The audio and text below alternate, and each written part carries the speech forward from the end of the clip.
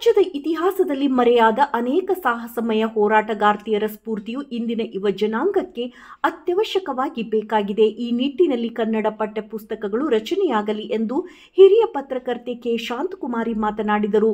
ರವಿಕಿರಣ ಸಾಹಿತ್ಯ ಪ್ರತಿಷ್ಠಾನ ವೇದಿಕೆಯು 113ನೇ ಕಾರ್ಯಕ್ರಮವು ಬೆಂಗಳೂರಿನ ಪ್ರತಿಷ್ಠಿತ ಕೆಎನ್ ಕಲಾ ಶಾಲೆಯಲ್ಲಿ ವಿಶ್ವ ಮಹಿಳಾ ದಿನಾಚರಣೆ ಅಂಗವಾಗಿ ನೀಡಲಾದ ಕರುನಾಡ ರತ್ನ ಪ್ರಶಸ್ತಿಯನ್ನು ಸ್ವೀಕರಿಸಿ ಮಾತನಾಡಿದರು. ವಿಶ್ವ ದಾಖಲೆ ಯೋಗಪಟು ಅಂಬಿಕಾ ಸಿ ಹಾಗೂ ಕನ್ನಡ ಪರ ಹೋರಾಟಗಾರ್ತಿ ದಾಕ್ಷಾಯಿಣಿ ಕರುನಾಡ ರತ್ನ ಪ್ರಶಸ್ತಿ ಪ್ರದಾನ ಮಾಡಲಾಯಿತು.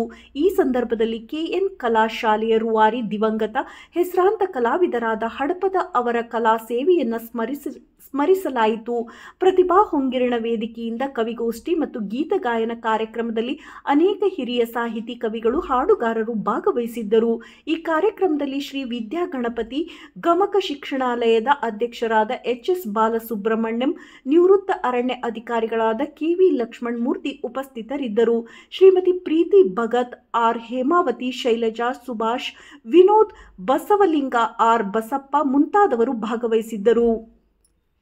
ಪ್ರತಿಷ್ಠಾನದ ಪ್ರಧಾನ ಕಾರ್ಯದರ್ಶಿಗಳಾದ ಕೆ.ಎನ್. ಉಮೇಶ್ ರವರು ನಿರೂಪಿಸಿದರು.